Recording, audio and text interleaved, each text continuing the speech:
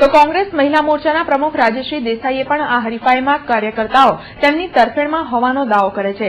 Rajeshree દેસાઈએ selection નહીં પણ ઇલેક્શનની પ્રક્રિયાને આવકારી કોંગ્રેસના કાર્યકર્તાઓ ચૂંટણીના માધ્યમથી સારા ઉમેદવારને ચૂંટી લાવશે અને એક મહિલા તરીકે રાજેશ્રી દેસાઈ ભાજપના ઉમેદવારને જોરદાર ટક્કર આપશે તેવો વિશ્વાસ વ્યક્ત કર્યો હતો।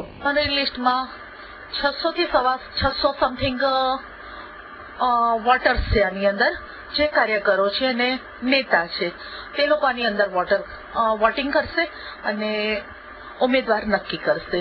જે રાહુલ ગાંધીના આદેશ પ્રમાણે રાહુલ ગાંધીએ જે આ મુહિમ ચલાવી છે એ ઘણી સુંદર છે અને પ્રશંસનીય છે। આ રાહુલ ગાંધીની બહુ જ લાંબી દ્રષ્ટિ છે। એમની દીર્ઘ દ્રષ્ટિને લઈને એમણે આ એક 2 શહેરમાં એક્સપેરિમેન્ટ માટે ગુજરાતની અંદર ભાવનગર અને વડોદરા એ 2 જગ્યાએ એમણે આ એક્સપેરિમેન્ટ કર્યો છે અને અમને કાર્યકરોને એક આશા પણ છે કે આમાં એ સક્સેસ જશે।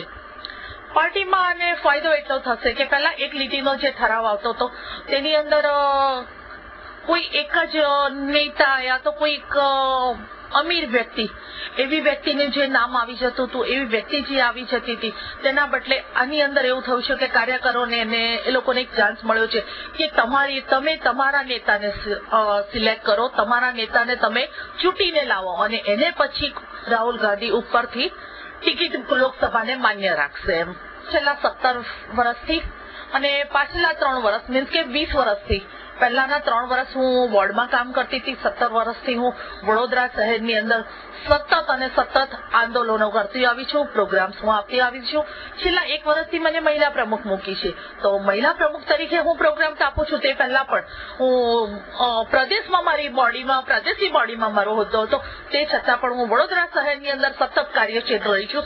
લોકોના પ્રશ્નને લઈને, મહિલાઓના પ્રશ્નને લઈને હું રોડ પર આંદોલનો કર્યા છે। મેં મારી ડિટેન થઈ છે એ બધાને લઈ અને છેલ્લા 1 વર્ષથી મને પ્રમુખ મૂકી તો આ એક રાહુલ ગાંધીની મુહિમને લીધે મેં હિંમત કરી છે।